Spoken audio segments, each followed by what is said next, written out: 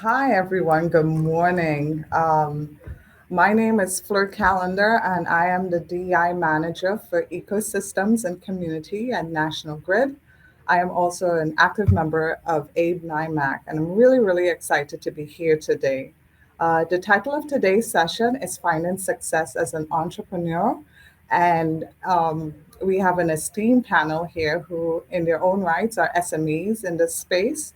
So I'm really excited to introduce them. But just a brief description on what the session will cover today.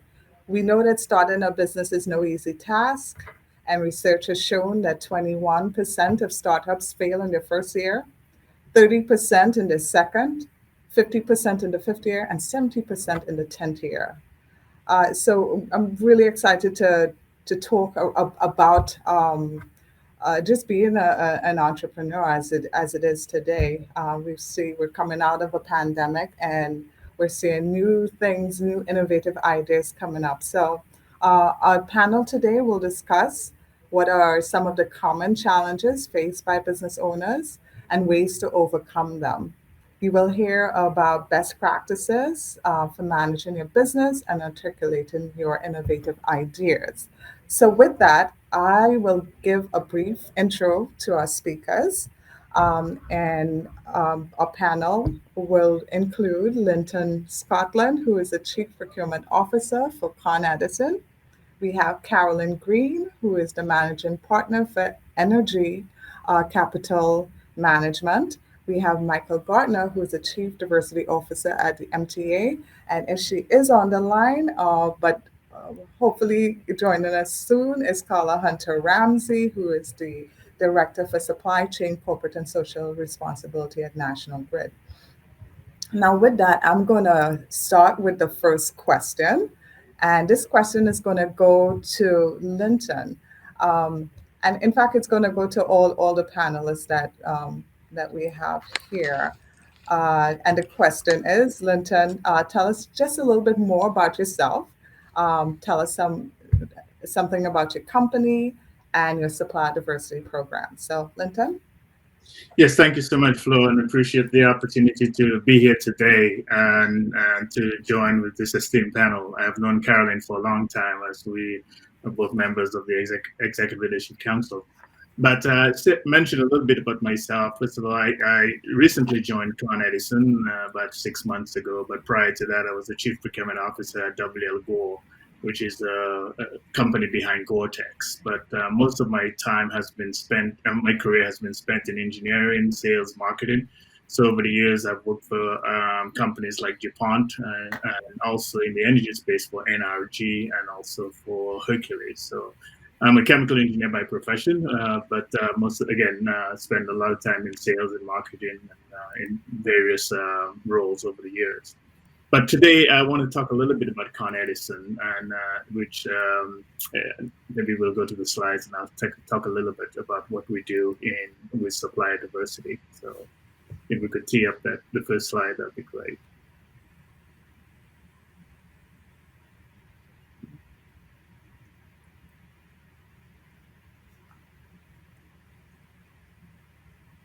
Okay. So I think while they're doing that, I will start just talking a little bit about Edison. Great, thank you. So Edison, it's an amazing company. And as I see this picture, the skyline of New York, it reminds me of the awesome responsibility that we have of powering New York, the New York area. So maybe you could, yes, keep that slide on. And so I wanted to kind of just mention a little bit about Edison. It's interesting when I was mentioning of the slide, when you see the slide and you see the lights in New York City and you just think failure is not an option, right? You can't have blackouts or loss of power is not an option because so many, individuals as well as businesses depend on us for providing energy to them. And as we get into the 21st century, clean energy to them. So next slide, please. Good. So We'll talk a little bit about Con Edison. It's one of the largest invested-owned companies in the United States. We have approximately $12 billion in revenue. We also operate one of the largest underground electrical grid. We provide electricity through and actually more energy-related services through our subsidiaries like Con Edison Company of New York, or CECONY, as well as Orange and Rockland, which is a regulated utility that serves customers in southeastern in New York and northern New Jersey. We also have a Con Edison Energy Businesses, which is the second clean energy business, which is the second largest solar developer in the United States and seventh largest worldwide. And through those subsidiaries, we provide renewable energy and sustainable energy infrastructure projects, which we either own and operate. Right? And the other part of us of the company is really the Con Edison Transmission, which invests in electric transmission project that support the parent company. So that's a little bit about the company, over 14,000 employees, and a really amazing company, which is over 200 years old. Next slide, please. Okay.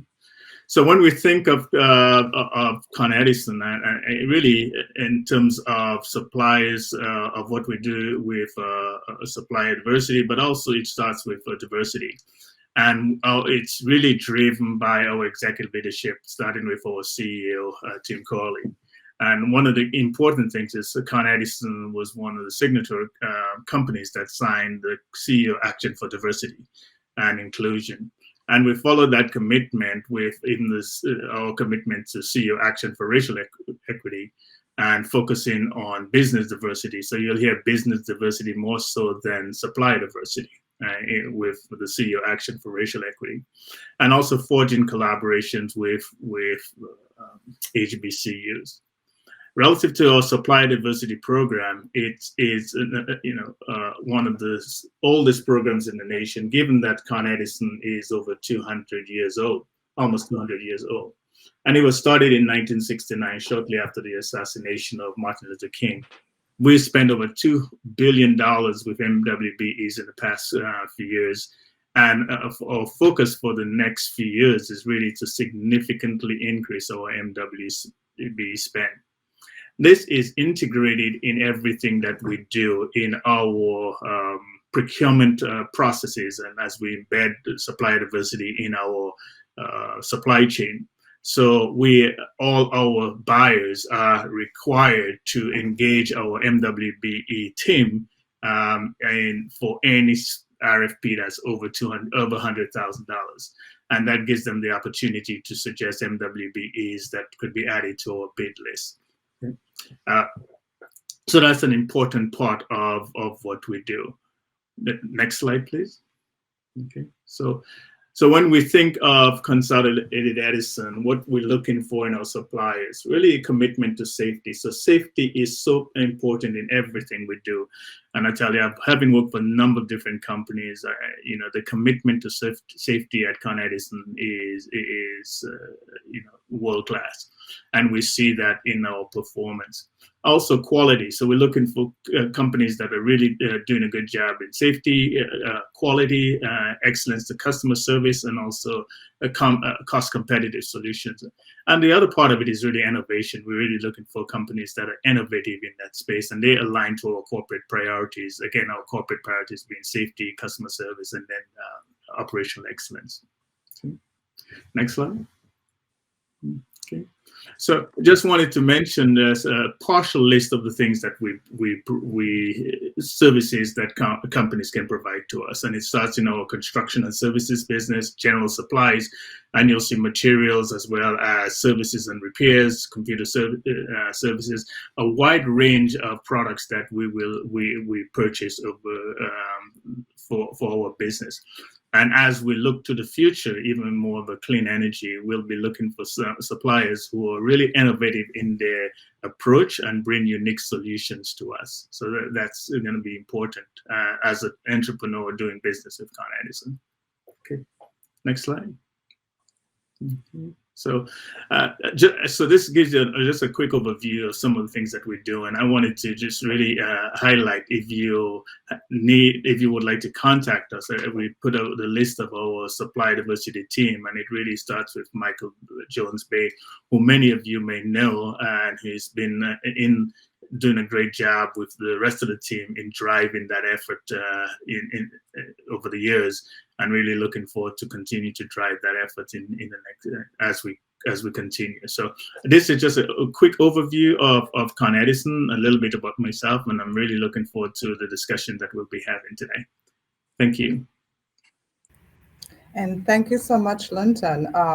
Con Ed has such an impressive portfolio, and it looks like there's a lot of opportunities for businesses to engage in some form of partnership with Con Edison. So hopefully the folks who are online took some notes and are able to follow up with you or Michael Jones Bay after the session. So I'm going to pass it over to Carolyn Green to answer the same question. Just tell us a little bit more about yourself, tell us about your company, and tell us your thoughts about supplier diversity. Thank you, Fleur. It's nice to be here, and it's great to be on a panel with people that I admire. I am an entrepreneur, although my career has been in the private and public sector, and I'm a longtime AABE member, so a number of people are probably familiar with my story. But I have been in various parts of the energy industry for almost about 40 years, working for Southern California Gas Company, also being a regulator, an air quality regulator. I've been on the board of utility, the Los Angeles Department of Water and Power, and also in the oil industry, refining and marketing with Ultramar Diamond Shamrock, and most recently with Sunoco. And I've always wanted to be an entrepreneur, but I started out working in the public sector, then the private sector. And I think that has been a really key component of my growth, because I now know what companies are looking for when they're looking for small business partners. I understand how the process works, etc. But being an entrepreneur is certainly not for the faint of heart. It's a lot of people think, oh, I'd love to work for myself, not have a boss to tell me what to do, etc. But you have to be a self-starter. If you're not, I think you need to rethink some of your priorities. You also need to make sure that you're passionate about whatever it is you want to do. If you are not eating, sleeping, thinking about what it is you are pursuing, basically 24/7, it's probably not for you, because the buck stops with you. In an organization, in a larger organization, there's somebody around you to take up the slack. But if you're an entrepreneur, it's all on you. But you do have to have a team around you, not necessarily within your organization, but you need a team of experts who can help you with things like legal issues. You need a good attorney. You need an accountant, because you're going to have to file business taxes, and you may have employees, etc. And you need somebody with IT, unless you're really good. One of the things that I found out when I first became an entrepreneur was there wasn't anybody around anymore to fix some of my IT issues or answer my IT questions. And anymore, particularly, that is really important as you're moving forward. The final thing I would say is that as a small minority enterprise, we don't have, quote, a supplier diversity program or a business diversity program. We are the diverse partner, but we often use other people for goods and services. We may partner with other companies to go after projects. So to the extent that there is any kind of opportunity, I think it is my responsibility to reach out to other small business enterprises, whether they're women-owned or owned by a person of color. Because if we're not willing to reach out and cooperate with each other, why should we expect a large company to do so? The final thing I would say is that you don't necessarily have to start a company yourself, particularly right now where when there are lots of companies that have been run successfully by baby boomers or Gen X people who are looking to do something else in their life. You may want to think about taking over an existing company. And with that, I think I'll stop and we can talk about that further later. And thank you so much, Carolyn. Listen, 40 years in the industry is no small feat. And your experience and wisdom is not just as an entrepreneur, but just as a pioneer is just amazing and inspiring. I've known Carolyn for quite some time now, and her dedication to AABE, like I said, it's very inspiring. So three things that I got from what you said is um, create a team of experts around you, and that would help you to grow your business. The second one was around partnerships and look out for other folks. There may be opportunities where you can partner with another SME or, another small business or MWBE to, just share the wealth, right? And then the third one is around you not having to start a business by yourself. Think about taking over another business. That could also be an option. So appreciate all the knowledge that you shared there. And now I'm going to pass it over to Michael Garner to answer the same question. Tell us a little bit about you, your company, and your supply diversity program. Great, thank you. I'm Michael J. Garner. I'm the Chief Diversity and Inclusion Officer for the MCA. I celebrated my 12th year anniversary last week. And so we've been here for 12 years, changing the organization in the way that we conduct business. And we are the largest transportation network in North America. We service 5,000 square miles. We have 6 different business units. I would dare say that we are probably the most important institution in this region, because if we go away, the region is paralyzed. And so we, pre-COVID, we transported 6.2 million customers on a daily basis. That's getting people to their jobs, not only on our subways and buses, but Long Island Railroad and Metro North as well, and bridges and tunnels. We have a $17 billion annual budget. We purchase $7 billion a year in goods and services, everything from construction to architect and engineering, vendors and supplies, and other needed items, legal services and what have you. And so we became the first agency in the history of the state of New York. There's 97 different agencies in the state of New York. We are ranked number 1 with dollars paid to minority women-owned firms. So last year, from a data point perspective, that number was $1.5 billion. So $1.5 billion was paid from this single institution to a New York State certified minority and women-owned and disadvantaged business enterprises. And so we really believe in access to contracts, because access to contracts equals job creation in those historically shut out communities, those Black and brown communities. And we also afford those businesses home ownership opportunities, better healthcare options, and better educational opportunities. And so led by our former governor, Andrew Cuomo, and now our current governor, the state of New York was responsible for more than $3 billion in payments to minority women-owned firms certified by the state of New York last year. We are a engine that drives our prosperity. And so in addition to spending taxpayers' dollars in a cost-effective manner, because it's taxpayers' dollars, we spend taxpayers' dollars in an inclusive manner.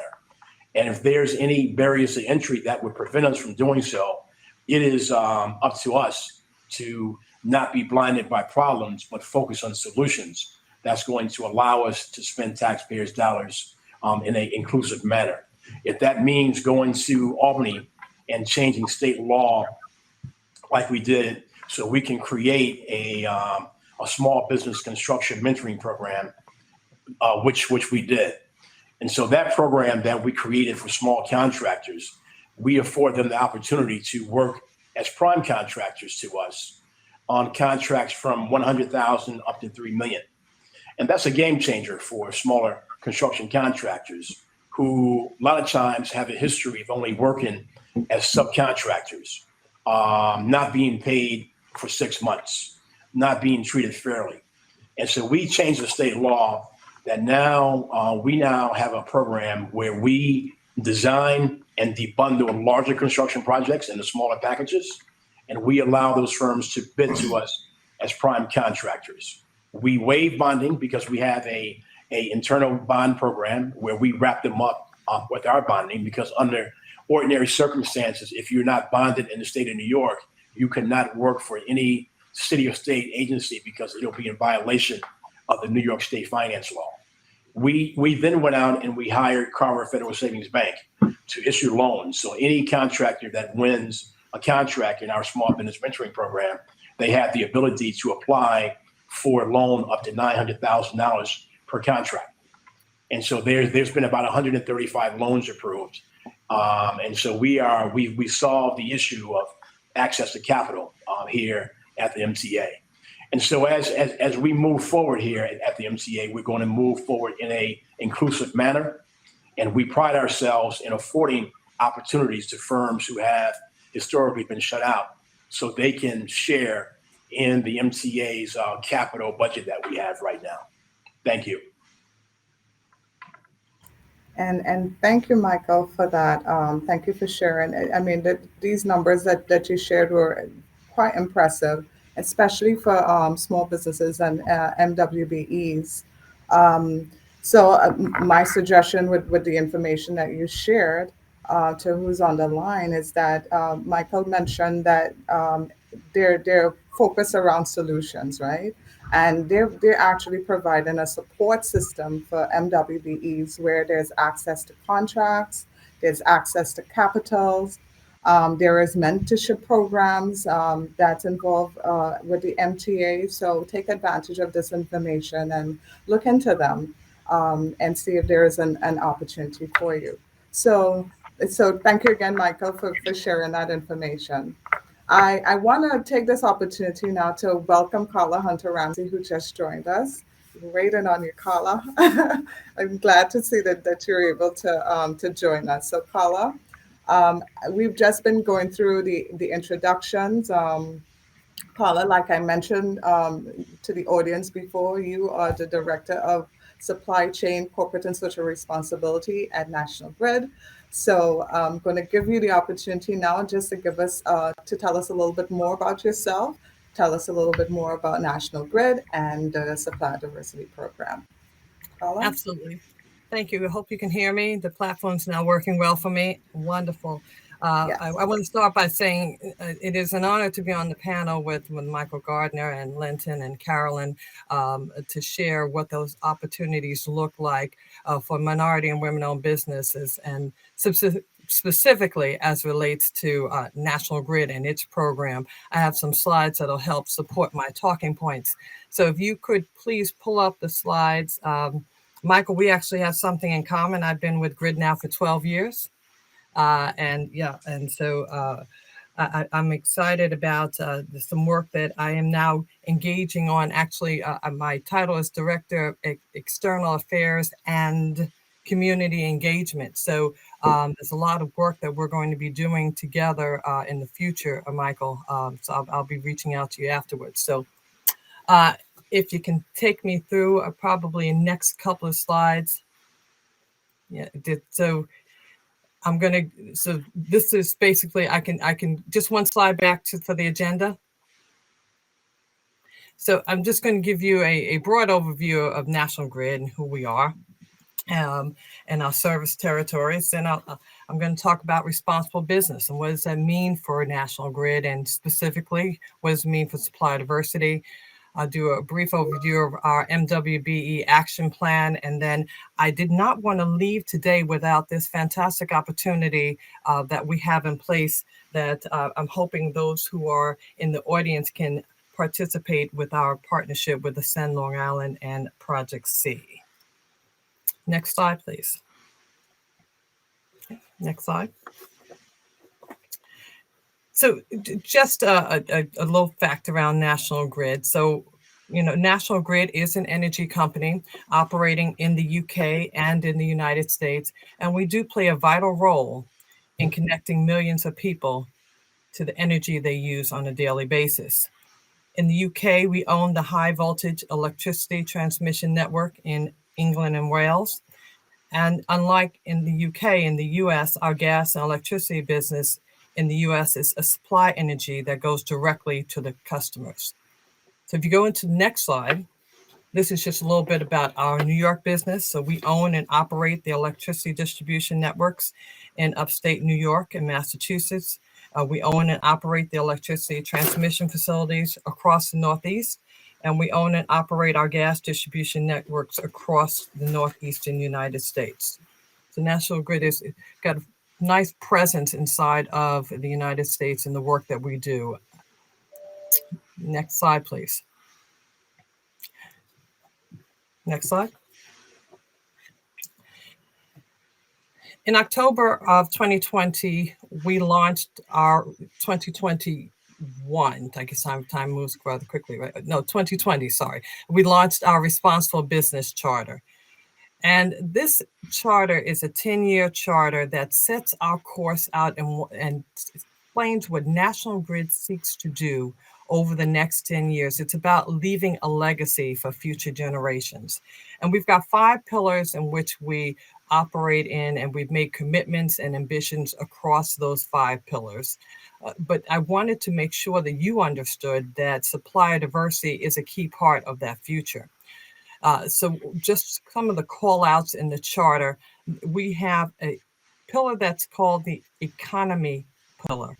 So we have a commitment in our economy pillar to walk across our supply chain to ensure that we reflect the diversity of our communities we serve and respond to the economic needs of those communities and continue to influence the supply chain to act as a responsible business. So that specific commitment is called out. And then we have an ambition. And that ambition is to build partnerships with small and local businesses and all suppliers who set clear ambitions related to our agenda around environment, diversity, and economic well-being, recovery, and governance. So this is very important. We've called it out inside of our pillars. So if you go into the next slide. So there are 5 pillars in the responsible business. There's the environment pillar, there's communities, there's people, there's economy, and there's a governance. And what I did was I had my team circle where supplier diversity really sits in this discussion. So it sits inside of 3 of those pillars, under the communities, under the people, under the economy. So we made sure that when we were developing and enhancing our supply diversity program and things that we're doing in National Grid, that we aligned it to the vision of National Grid, which is set in the Responsible Business Charter. Next slide, please. In order to support that charter and the needs and where we are now, we took it one step further. So we developed a Minority and Women Business Diversity Action Plan. And this Minority, Women in Business Action Plan is very important because we looked at the areas around contracts. It is typical for most supply diversity programs that when you look at all of the various diversity classifications, the minority spend typically is the spend that needs the most support. So we said we're going to go straight in and start to focus in that area to build up our spend there. So we looked at contracts. We're looking at our Tier 2 program, and it is about increasing prime participation. So Michael talked about, which is fantastic, a lot of the challenges are you have these very large contracts where the suppliers don't get a chance to get in the door. And he was able to debundle these contracts and make primes at 100,000, which is outstanding. But at this stage, we're looking at all of our primes and seeing where those opportunities are that we can surgically start to increase and put more diverse minority suppliers inside of the procurement process. We have mentorship programs. So we've got a mentorship program I'm going to talk to you about with Ascend Long Island. So that's very important because I think Michael talked about it. I think Lynton talked about it as well. The need to have capital access is important, but there are other needs as well. So I think Carolyn talked about if you're not ready to be an entrepreneur, if you can't come show up 100%, this might not be the thing that you want to do. So they need to understand that we work with organizations like Ascend Long Island to help to give them the skills around money, market, and management, to develop them to understand what it takes to be an entrepreneur. And then, of course, it's about communication. And so every time we are working with a minority-owned supplier, you got to get that to the procurement team. They have to see this is what this company did. So we make sure that we promote any of the new contracts that we have in place. And then it's about training. So it's not just about the supply diversity team. Since Lynton knows you can't do it all by yourself, you need to make sure that your procurement team knows how to do this because we can't be a part of every RFP. So we've got this MWB Diversity Action Plan that's in place. It aligns to our Project C under the pillars of environmental justice and social equity and the clean energy sustainability out of the 4 pillars for Project C. This is where we see it mainly aligning to. Next slide, please. So within our procurement organization, we have 4 areas in our procurement category. So we've got electric services and materials, we've got gas construction, indirect transmission is actually, we just went through a reorg. So, there's a further enhancement to this, but this gives you at a high level the main areas of the categories. And then you have all these diversity classifications. So remember, I mentioned to you that it's typical that minority spend is the spend that needs the most support because there are so many diverse classifications, but a supply diversity program takes into consideration all those diverse classifications. So we've got all these diverse classifications, and then how do they show up? They show up in diversity metrics. They show up with whether we're doing reporting Tier 1, Tier 2, how many have we developed that have gone through mentorship programs, a part of RFPs, the community engagement. All of this, we've got metrics on to help support the development and growth of our supply diversity program. Next slide. So I wanted to include this. So this is the supplier registration. So if you can go to next slide, please. So this is the website. So if you all can please just take note, you do a screenshot of the website for supplier registration. This is where you can go in to register your business and interested in doing business with National Grid. If you go to the next slide, because I think these slides will be made available. I want to make sure before I leave you that I talk to you about this opportunity. If you can just go back one slide really quick, please. So are you a supplier that performs work in the energy efficiency or weatherization area? If so, here's an opportunity I wanted to share with you. So Ascend Long Island. So we have a partnership, next slide, with Ascend Long Island. And this is specifically around getting more businesses to Black and Latinx businesses in particular. So this is the whole, the Send Cities is the organization at the top end that now has different parts of their program, Ascend Long Island, specifically for Long Island, Southeast Queens. But there is a fundamental model that they have of building up suppliers around the 3 M's, that's money, management, and market. There's another piece that I spoke to them about if I was going to go into partnership with you, that we need to develop the space around energy efficiency and weatherization. And so we're in a 3-year contract with them in order to develop that space. And so if you go to the next slide, it may be a little small, but if there's anybody that is on the line that is energy efficiency, HVAC, plumbers, electricians, welders, all of boiler, all of this that's sitting inside the fire, again, please take a picture of this. Our cohort kicks off on March 14th. The registration ends March 4th. It's a very simple application process. Now, the good news is that this is for startups, emerging businesses, because I told them we have to build some of this. We're going to have to build an infrastructure place for minority businesses to come in. And then we have another part of Ascend, which is for 150,000 and above. So anyone that's in this space, that whether you're starting or you're already established business and that you're interested in being a part of this cohort, please reach out. There's an email address here. I have my email address as well as Terry's email address as well, because we are looking forward to this next cohort kicking off and doing really big things and important things to support our clean energy agenda. I think that's it for me. Okay. Thank you so much, Carla. Thank you too for sharing National Grid's Supplier Diversity Program. So what I gathered from that, which is similar to what the other panelists spoke about as well, is the Tier 2 program, mentorship programs, and community engagement. These are opportunities that are out there. And if you are a potential business owner or you're thinking about a startup, please, just look into that information. But also, like Carla mentioned, that Ascend Long Island program, that's a huge opportunity for any startup or established company around energy efficiency. So I'm really glad that you guys are bringing it to the audience, that these nuggets are being put out there so that they can go and look up on it and get more information and, just get involved, get engaged. All right. So with that, and thank you so much for answering that first question. I'm going to move to the second question, which I'm going to pose again to each panelist. What advice would you give to entrepreneurs wanting to break ground with corporations? Now, I know you probably touched on it in the first question, but just think about it a little bit more. What else can you? What other advice can you give to businesses?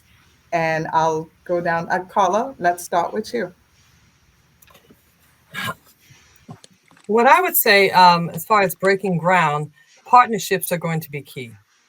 If you begin to think about what you do and the areas in which not everybody can be a specialist in every area, but you can come to the table with a partner. So one of the things, MTA, Michael Gardner just laid out a plan by which he partnered with Carver, so they're making sure that they had access to capital. I mean, it is these kinds of partnerships that need to be in place. In this case, I'm talking about not necessarily the pieces to help to fund your business. In this, I'm talking about actual other businesses that can complement the work that you do, that you don't have it within your space, but you can work with someone else who can, the two of you can come together in joint venture and bid on a project for a National Grid or a Con Ed that may not have the lower threshold to play like Michael has created for MTA.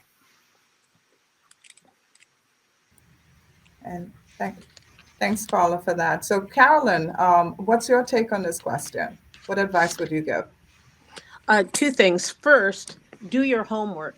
Make sure you understand the organization you're looking to partner with. Know what their concerns and priority issues are, and then how you can help them resolve those problems.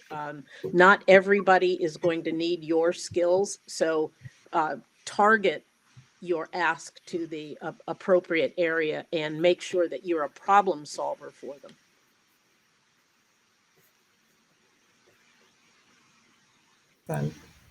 Excellent. Thank you for that, Carolyn. Michael, anything to add to that?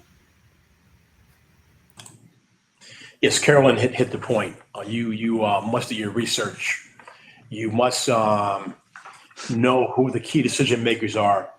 You must recognize the organization that you are attempting to do business with, and recognize where their weak areas are, so you can create some strengths in order to overcome. Because buyers, and I was a buyer for 9 years, buyers want to know one thing, that if you are afforded a contract or a purchase order, can you come through pursuant to those terms and conditions? So if the product is due in 90 days or 30 days, there has to be an assurance that that product is going to be there. The worst thing that you can do, and I'll give you an example. During COVID-19, the MTA, we shut down our subway systems every night from 1 o'clock until 4 o'clock in the morning, where we disinfected all of our subway stations and subway cars. We were getting emails from a whole cadre of businesses indicating that they can supply 3M masks for us. So one firm sent something over, and they said that they had stocked 3M items here. We then, and it was a Black-owned company, and we basically gave the business a $7 million purchase order, which was due in 45 days. 45 days came, no product. 60 days came, no product. 70 days came, no product. So we called the firm and asked the firm, what's happening here? So his original story of having a stock product here in this country, it changed. And now the product was in Vietnam. And then 3M was not being responsive to him. So guess what happened? We wound up canceling the contract. And so if an organization affords you the opportunity, the worst thing that you can do is not be honest and truthful up front, and then you get the opportunity and you can't supply the product. And so that was just one bad example. But during COVID-19, when we shut down, we basically said that we were going to afford opportunities to certified minority-owned firms. So during COVID-19, we purchased over $100 million worth of COVID-19 products and services from certified minority women-owned businesses. Because under ordinary circumstances, as Lynton knows, that when there is an emergency declaration, the rules get tossed out the window and just get the product and get the service in so we can deal with it. But we stated early on that we were not going to waive our M&WBE goals just because it was a pandemic. We were going to go out and reach out to minority women-owned firms and give them the opportunity to come in and compete. And $100 million later, it was a great story for us.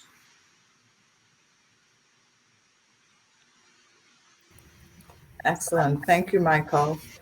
Lynton, would you like to close Yeah, it out? just briefly, I think the rest of the panel did a great job in answering this question. And I think Carolyn said something at the onset, which is in her introduction remarks, is that being an entrepreneur is not for the faint of heart. And you might be knocking on 10 doors and 9 of them might be closed to you, but there might be one door that opens. And so one of the things I should have mentioned in my career, I actually was an entrepreneur. I was involved with an organization called Sustainable Star, which is still going on today, which is a formed renewable energy company that sells gas and electricity and solar system. But I'll tell you, we knocked on a number of doors, and a lot of times, there were people that looked like us, and then the doors were still closed, right? But keep knocking, and we were able to partner with an organization that really helped us. So the aspect of partnership is key. I will tell you, in my experience as in procurement, when entrepreneurs and maybe a small minority business come with unique solution that partners with maybe a prime to bring a unique entry to an RFP, that is something that we look at, right? So there might be some things that you do very well that you can partner with a prime company and come to bring that to the RFP, right? And I think that is something that could be unique, and because maybe another folks might not be thinking about it from that perspective. So I would say, it's not for the faint of heart. You might knock a number of doors, but that one door that might be open. So keep at it, be tenacious at it, and look for those opportunities for partnership, because that's also always a great opportunity to get in and show what you can do. Excellent. So, what I summarized here from the answers that the whole panel shared with regards to that question was, first off, this business is not for the faint of heart, right? Um, do your homework. Not everyone needs your skills, and look for where you can find those niche areas in a business weakness. Um, and by that, I mean become a solution and not a problem, right? Be truthful on what is your capacity. Don't, you know, overstretch yourself and then fall short because, you don't have the capacity to fill an order or a contract. Then the next one is around keep keep knocking on doors and look at partnerships with others. And you may find a bigger opportunity if you partner with another business. So thank you, panelists, for those nuggets, and thank you for sharing.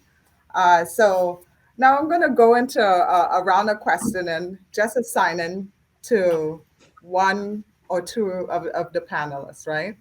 The first question is, how are Black startups performing? What can be done to help them to be more successful? And I'm going to assign this question to Michael. Michael, how are Black startups performing from your view? Yes. So in my view, Black startups, they have one major or two major barriers. One is access to capital, and the second is access to a network, meaning that a lot of Black companies do not know who the key decision makers are, or if they do, they have a hard time in penetrating those people. I would say that it is extremely important for a startup to have adequate capital in order to do business. In order to do business with some government agencies, that's not going to pay you in 30 days. They may pay you in 45 days or 60 days or 90 days. And so you are going to have to be liquid in order to carry on your operations until you are paid. And so you must be able to have access to capital. You must also be savvy enough to put the price of your access to capital in your bid price. And so the cost of accessing capital should be put into the bid price. I would also say that it is extremely important for you to network. You should join your larger associations that specialize in your industry. Go to their breakfasts, go to their lunches, go to their awards dinner, and make yourself known. Make yourself known by saying that I am Michael J. Garner and Associates. I specialize in X, Y, and Z. And I also happen to be a New York State certified MWBE. And I can help you and assist you in achieving your MWBE goals. But I'm not just only a certified MWBE. I'm a talented, experienced company that can deliver on what I indicate that I will do. So never start out with your certification. You start out by your capability. Excellent. Thank you, Michael. So I'm going to pose the next question to Carla. And that question is, are there companies that can be held up as models to be emulated? And then the second part to that question is, what specifically are they doing? Thank you, Fleur, for the question. There is one company that I could share with everyone. This company has developed and sustained a growth is Alpha Payroll Services. The firm began operations about 2 years ago, and they've been successful in securing contracts in the private sector by developing their services, as well as making sure their capabilities from a management standpoint was excelled in that it led them to getting at least 20 million in new revenue, which is a significant number. Some may know Alpha. This is led by Gene Waddy, and he has moved effectively through a startup phase by emphasizing service delivery. So their ability to fulfill contract opportunities, to your second part of your question, their ability to fulfill the contract opportunities in a cost-efficient manner has allowed them to be a firm that can secure these new opportunities. Again, not taking on and committing to something that they weren't able to deliver on. They fulfilled the obligations in the contract. And at this point, they are projected to secure more than 30 million in revenue by the end of 2022, which is significant. That is a significant number, Carla, and thank you for sharing that. So the next question I'm going to ask Lynton to answer, and this one is around what are some of the foremost challenges faced by new startups, and are these difficulties compounded by newly developed MWBEs? Yes, so thank you very much. I think some of the panels answered part of that, right? One in terms of the challenges, and I think one of the key ones we talk about access to capital, right? And so that's a main challenge that many companies face, and I think Michael shared quite a bit on that. I think I'm right along with him in that. But I think some of the other ones I think is what they call relationships and sponsorship, right? And a lot of times you don't have, again, the access to decision makers or understanding who the decision makers are and how you get into that organization. What's the best routes to how to get in there? And I think that is something that sometimes we are at a deficit because we don't have those relationships compared to others, right? You see companies that have been doing business with whether it's Con Ed or National Grid or whatever for a long time. And it's like a family-owned business, right? So it passes on, right?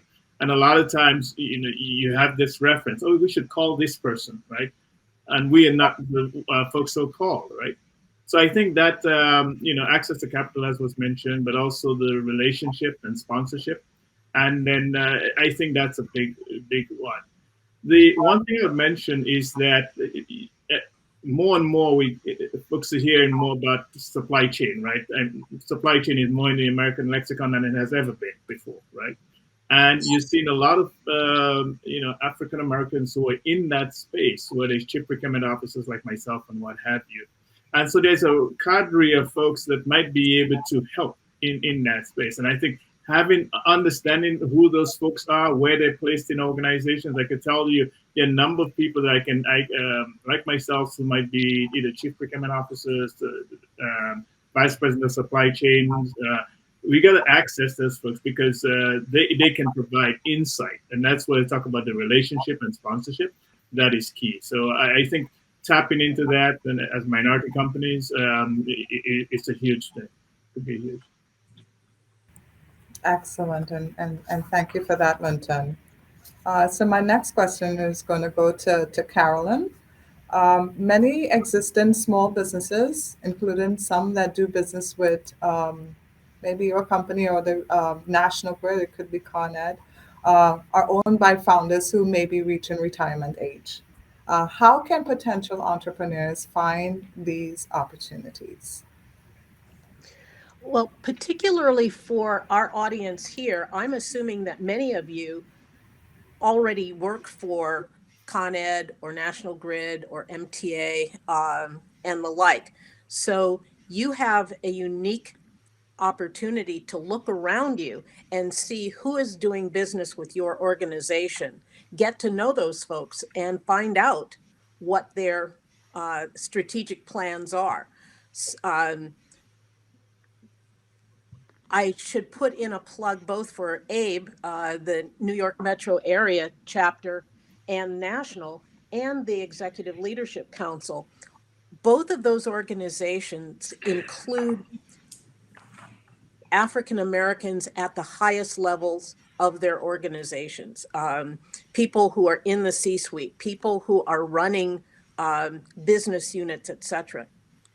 Use your network within AABE, within ELC, to get to know those folks, get to understand what's happening in their environment and whether there are some opportunities there.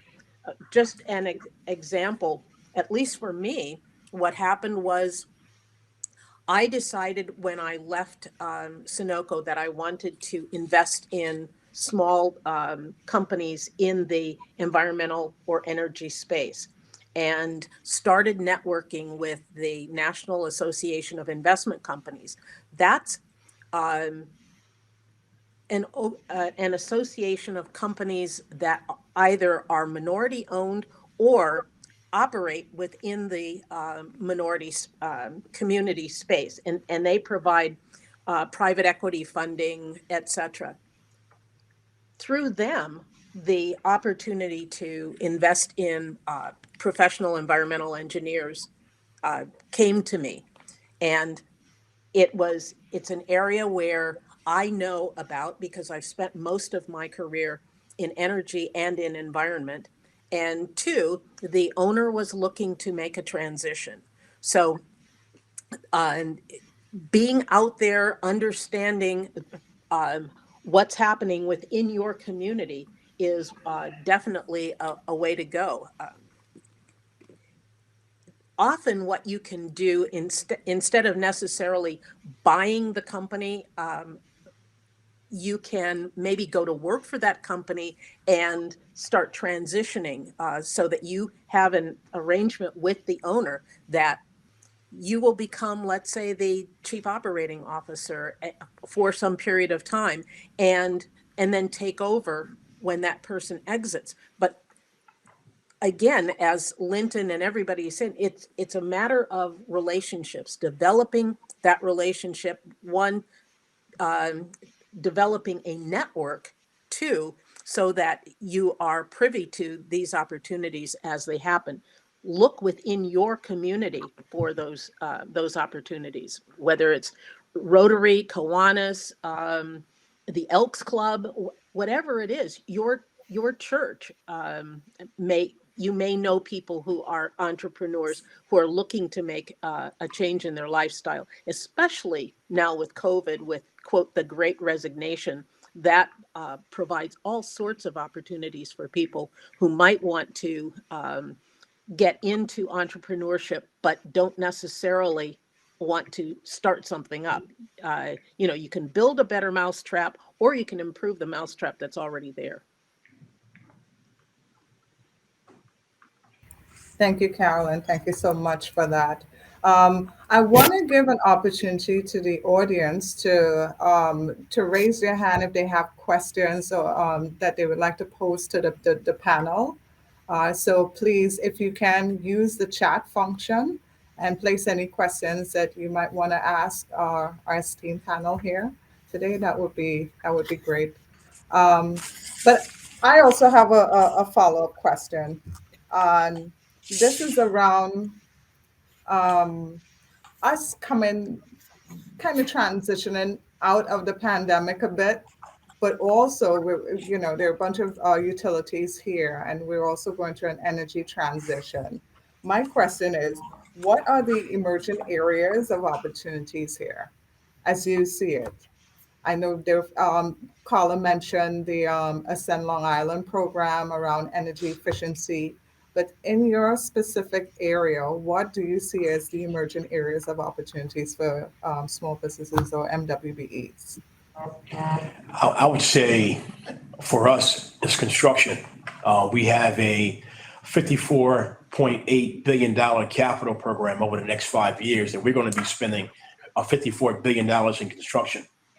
I would say coupled with construction is safety and security, cameras and other type of security items that's going to protect our properties and going to protect our customers who are riding our subways and buses. So construction and security. So I think for us, we will be spending billions of dollars in the next few years in the whole clean energy space. This is something that the New York State, the governor, and local authorities have put an emphasis on, right? Clean energy. And so in that whole area, we are going to be investing lots of money.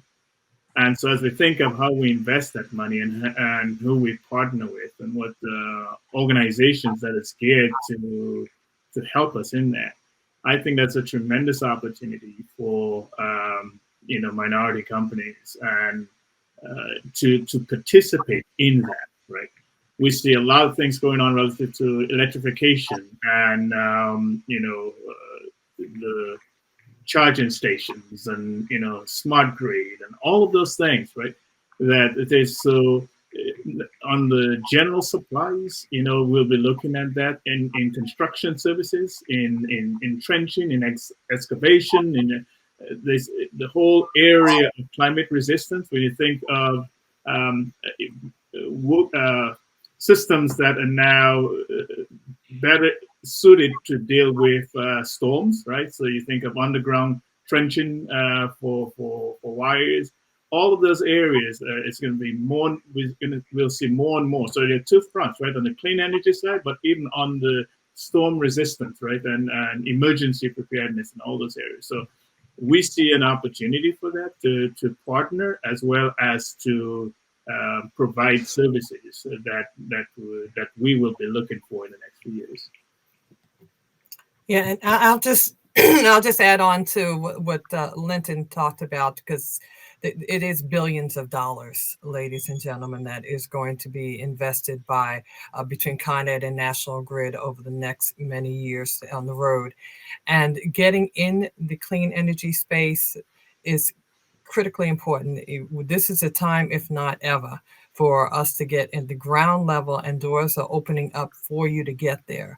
And that's why it was so important that National Grid have a partnership with Ascend Long Island, and specifically around creating a vertical that would now create a pathway for you to learn how to do energy efficiency projects on behalf of National Grid. And guess what? If you've gone through it for National Grid, you certainly will be able to do work for Con Edison or PSE&G Long Island. It's just a win-win-win. So it's important. Like I said, startups can start. So it's not that you have to be an established business. This program is for startups as well. So please.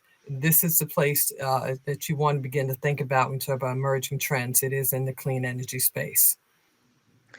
I absolutely agree with Carla. I have an environmental engineering company and a company that provides energy efficiency services. And if we're ever to solve some of our climate change issues, energy efficiency is the groundwork for that. 50% of the buildings that will be here by the year 2100 are already here. So if we don't make those buildings more efficient and able to withstand some of the weather issues that Lynton talks about, we may as well just pack up and give up.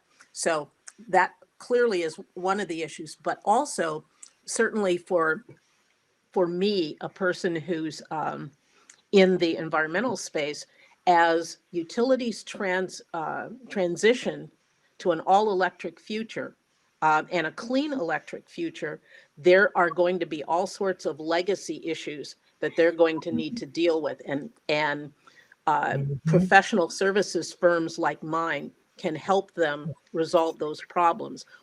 Part of what we need to think about with these as an entrepreneur is what's going to become non-core for the utilities in the future. What are the things that they absolutely have to do themselves? Mm-hmm. And what are the things that they may be able to pass off to someone else, and make sure that we are prepared to step into those kinds of gaps in the future.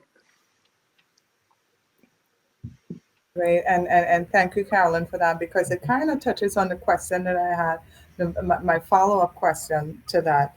You said, what does, what, what can they partner with to, um, I think I just missed it. But Michael, I think what Carolyn is saying is a really important point in terms of non-core, right? Because there are yeah, things that non-core. companies do, which is essential to who they are. Yes, it's a core Yeah, competence, right?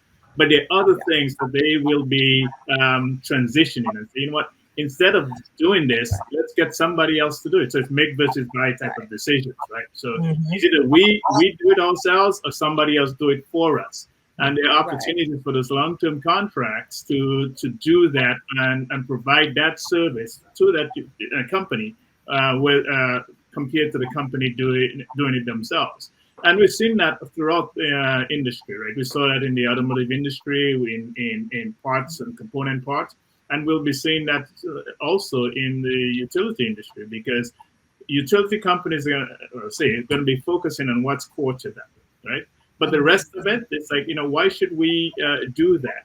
Can we get somebody else to do it that is as good quality, maybe lower price or same price, what have you? But we don't have to focus on that. Then we can focus on what is core to our enterprise. Right. One comment that Lynton made, and it's important for entrepreneurs: do not chase the lowest price. Make sure that you are providing the best value for your client. That may or may not be the lowest price, but if you're not lowest price, make sure that you have a value that justifies the higher price that you may be charging. Chasing lowest price is a sure way to not be sustainable over the long term. Yeah, that's a great point. It should be the lowest responsive price, making sure that you factored in contingencies. Absolutely. And for entrepreneurs, that means you're not necessarily going to go after every RFP.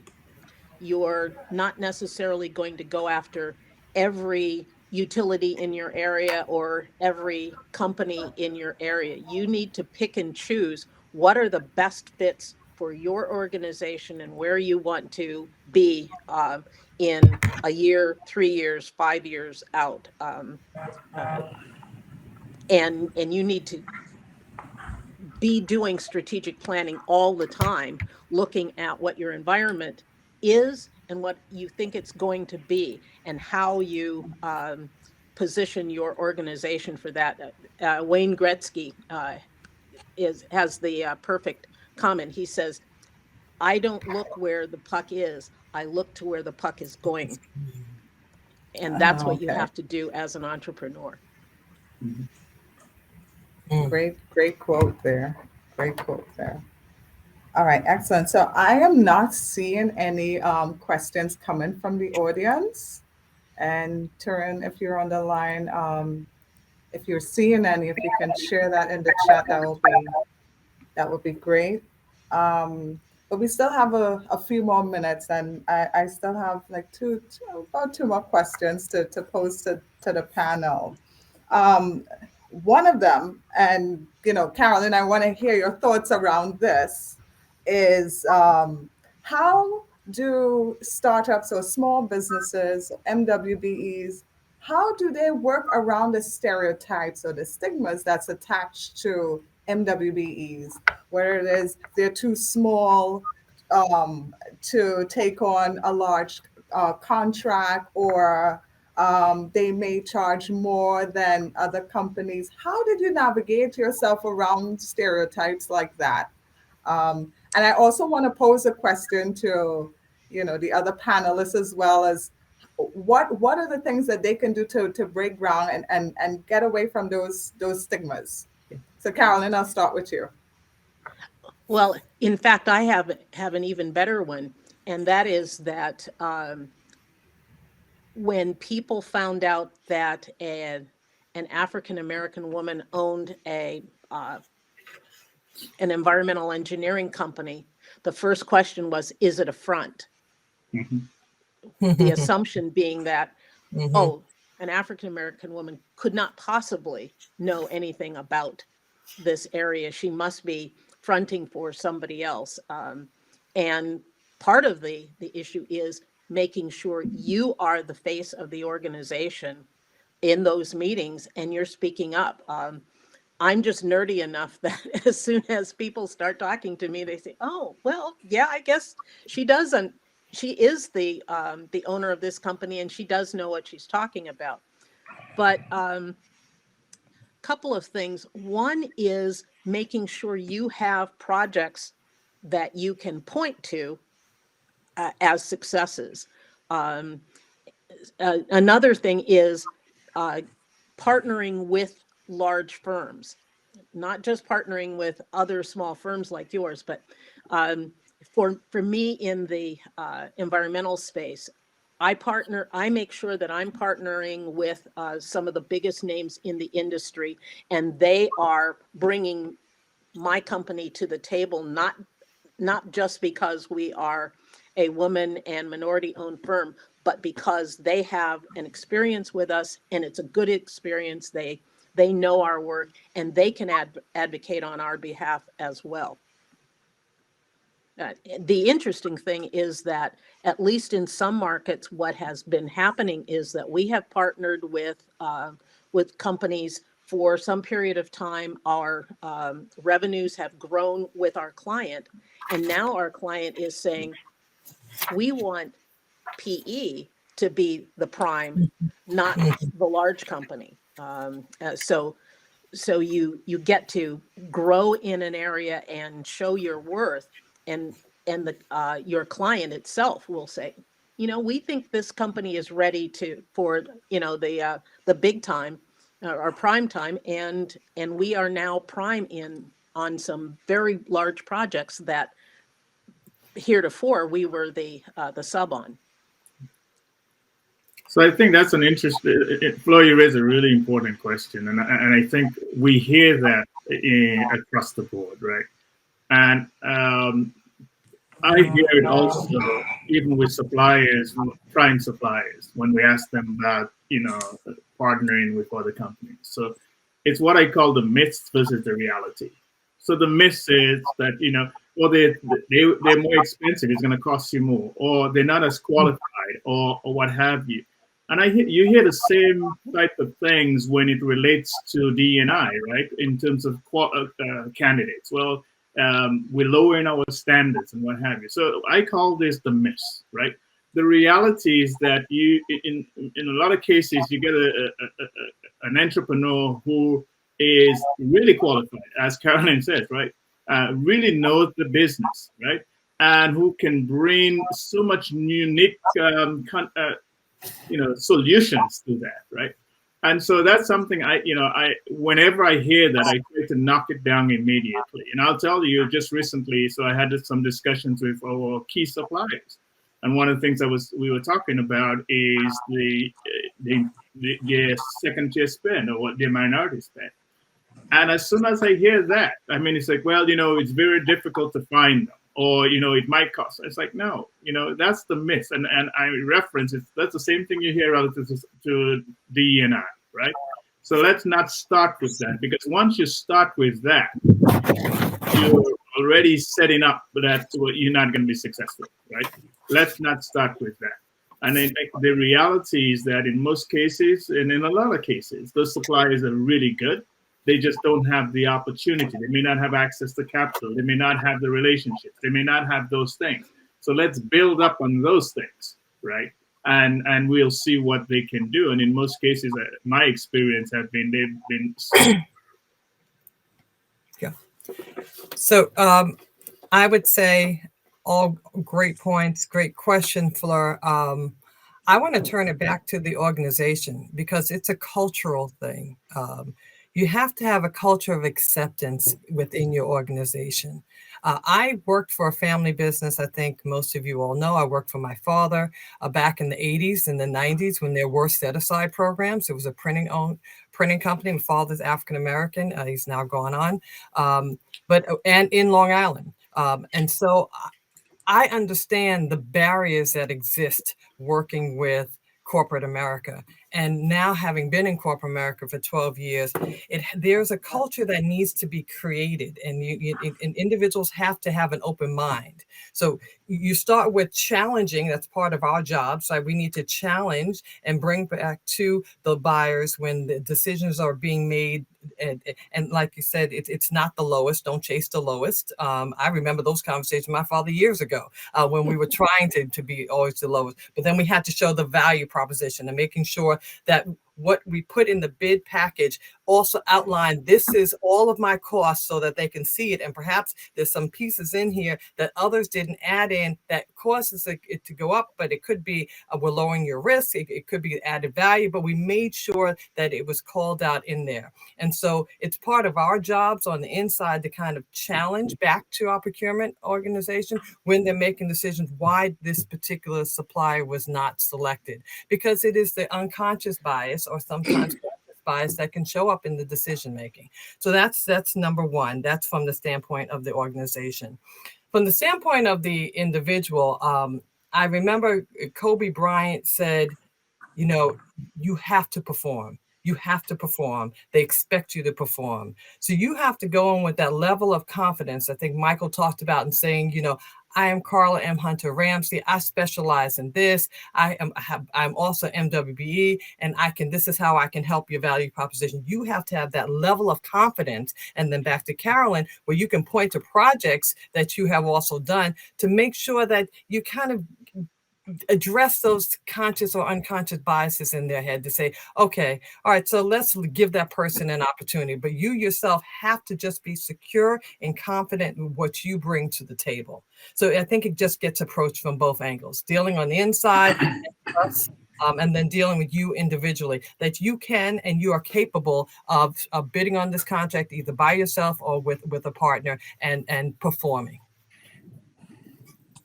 I would also say as well that a lot of Black companies and smaller companies are not successful because the organization is not conducive for them to do business.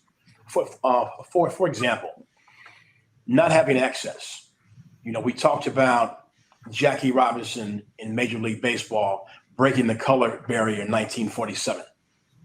Did that mean that Jackie Robinson did not have the talent to play in Major League Baseball before 1947? No, he was not given the opportunity to play in Major League Baseball prior to 1947. When we talk about the lack of Black coaches in the NFL, the league is 70% Black, yet there's only 3 Black coaches in the National Football League. Mm-hmm.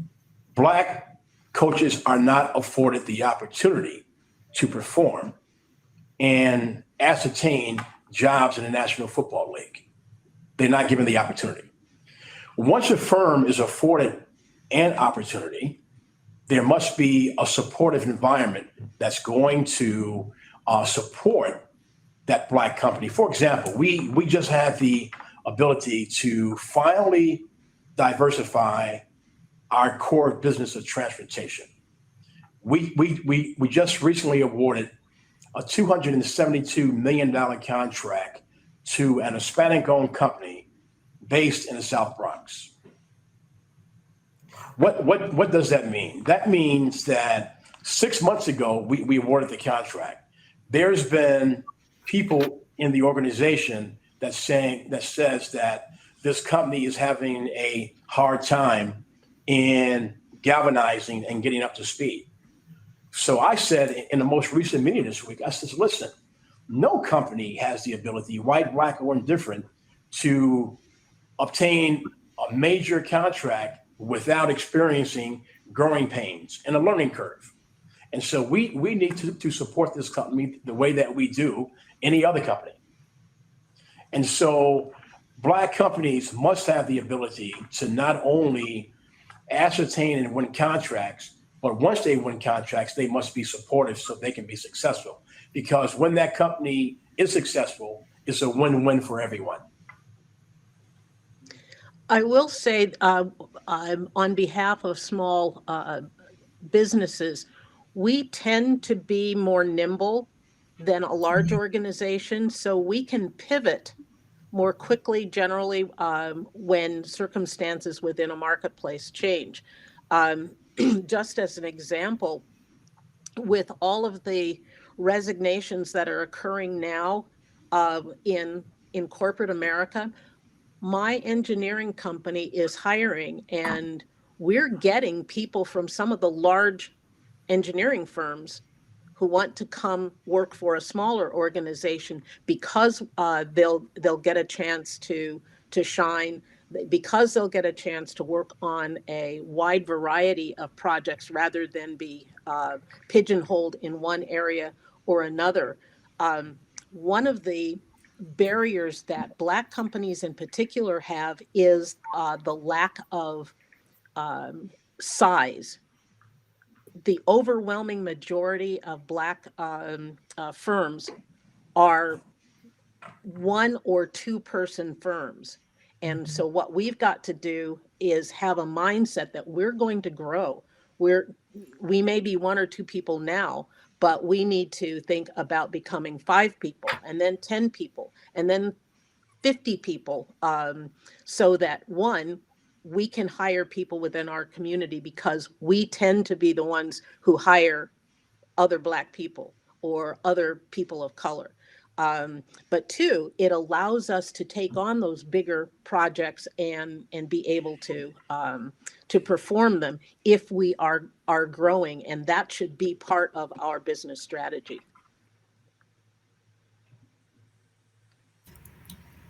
Excellent. And what a great note to end on. And I just want to take this opportunity to really thank Carla, Lynton, Carolyn, and Michael for all the information, all the valuable information that you shared with us in this session. And I'm encouraging the audience to seek out these companies. They've just shared some nuggets that you would not find on any website. So seek out these companies, go on the websites, look up the registration. Make sure you receive the slides that were shared earlier. And I believe the session has been recorded. So take notes. Make sure you write down names here and follow up at the end of the session. So again, thank you, panelists, for sharing, for your time. And I'm going to also encourage the audience to go back into the general session, I believe, because we are going to be closing this room shortly. Carla, Carolyn, Michael, Lynton, again, thank you. You're welcome. Thank you. Take care. Have a great day, everybody. You too. Take care and be safe.